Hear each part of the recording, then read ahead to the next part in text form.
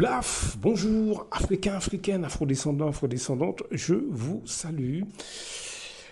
Quand je vous dis qu'on doit s'informer de ce qui se passe, écoutez, on va parler de la Martinique. C'est pas moi qui vais parler, je vais vous passer le petit extrait d'une émission. Alors c'est sur la chaîne KMT Télévision.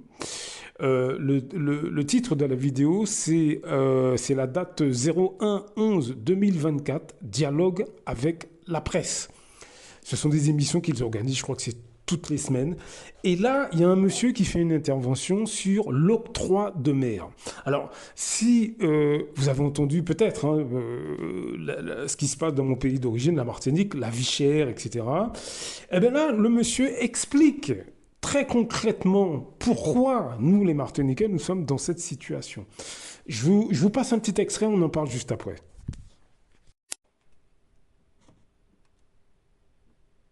Quand tout à l'heure dans mon bureau, vous avez dit à M. Raphaël Girard, explique-moi parce que l'octroi de mer, je n'y comprends rien. C'est bien ce qu'il a dit comme mot, je n'invente pas. Donc j'ai bien aimé ça, que vous soyez modeste au point de dire, je n'y comprends rien. Bon, vous n'êtes pas le seul à ne rien y comprendre. Donc Raphaël Girard, quel est le problème de l'octroi de mer? On pense que c'est ça qui fait que la vie est chère, donc on pense à réduire, enfin bref, il y a un tas de Surtout, choses. quelles sont les vertus? Quelles seraient éventuellement les vertus de l'octroi? Alors, c'est vrai, en fait, je ne veux pas être trop long, mais... si on ne vous pose pas la question précise, vous serez long, hein? Ah oui, bon, oui, oui. Alors, la Martinique était colonie depuis 1637, d'accord? Et le principe même de la colonisation, c'est que la colonie ne doit rien coûter à la métropole et tout lui apporter. C'était ça le principe. Alors, la colonie était administrée par un gouverneur. Et puis, le gouverneur, comment on le finançait? Et puis l'octroi de mer a été l'outil fiscal créé en 1670 qui a permis à tous les gouverneurs de Martinique, de Guadeloupe, de Guyane de mener la belle vie parce que c'était des recettes, c'était une taxe qui frappait toute importation sur le territoire. Ça, c'est Louis XV, ça.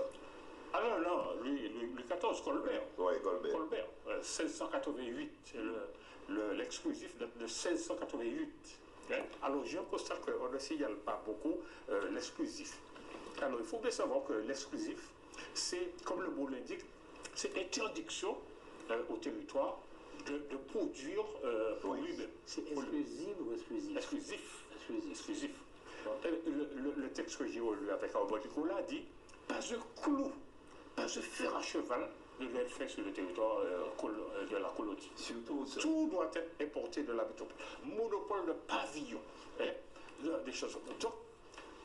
Donc, depuis le début, on est dans un système où la colonie produit pour la métropole et pour exporter vers la métropole, et la colonie importe tout ce dont elle a besoin de la métropole.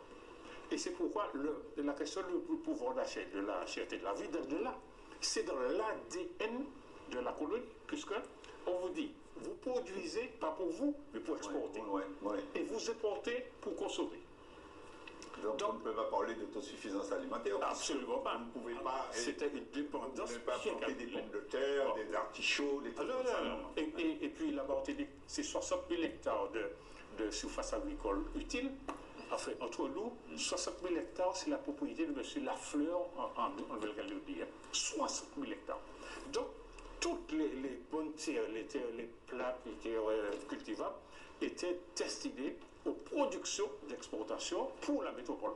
C'était le cacao, l'indigo, et puis ensuite la canne, ensuite on a tenté d'autres choses, et maintenant c'est la banane. Oui. La banane actuellement c'est 7-8 000 hectares, puisqu'on a à peu près 20 000 hectares de terre en friche actuellement. Oui. La banane occupe un peu la canne aussi, mais c'est la plus grosse emprise c'est la banane. D'accord. Bon, alors pour revenir à l'octroi de mer.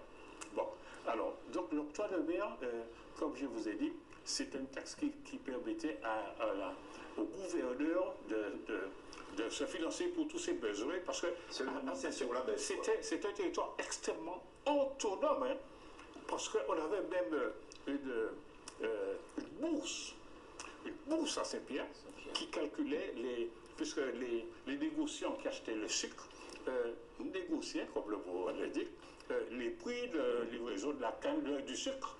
Donc il y avait un lieu où on anticipait la production future qui n'est pas encore faite.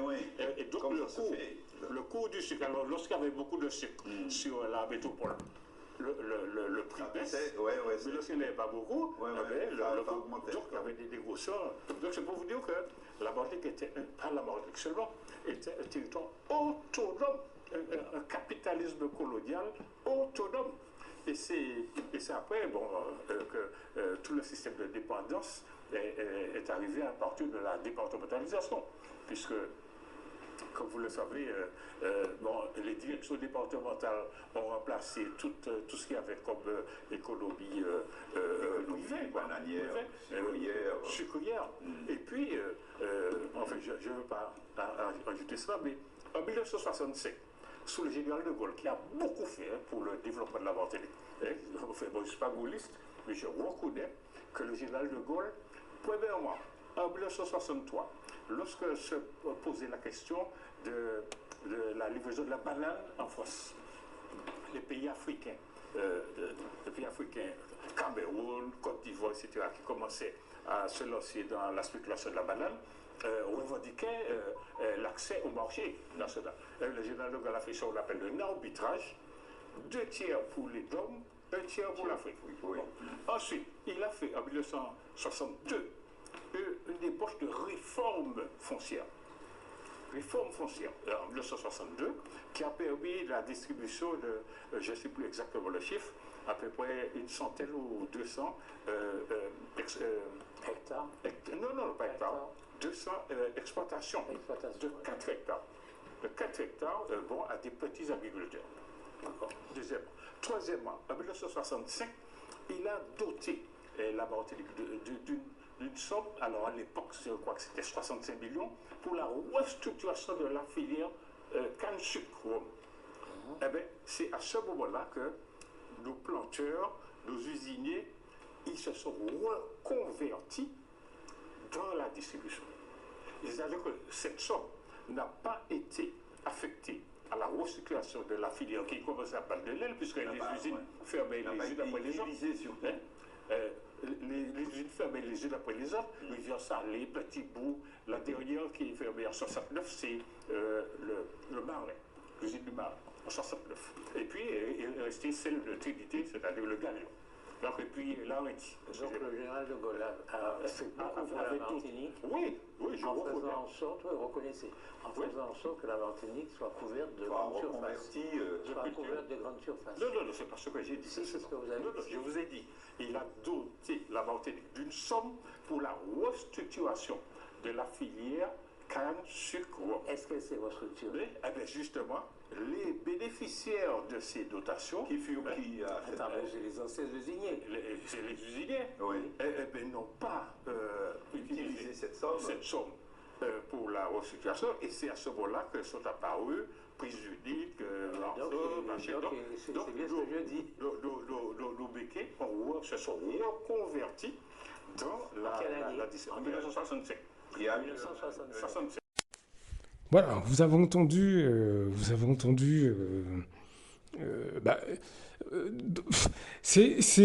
voilà, en 5-6 minutes, normalement, on a compris pourquoi on est dans cette situation aujourd'hui.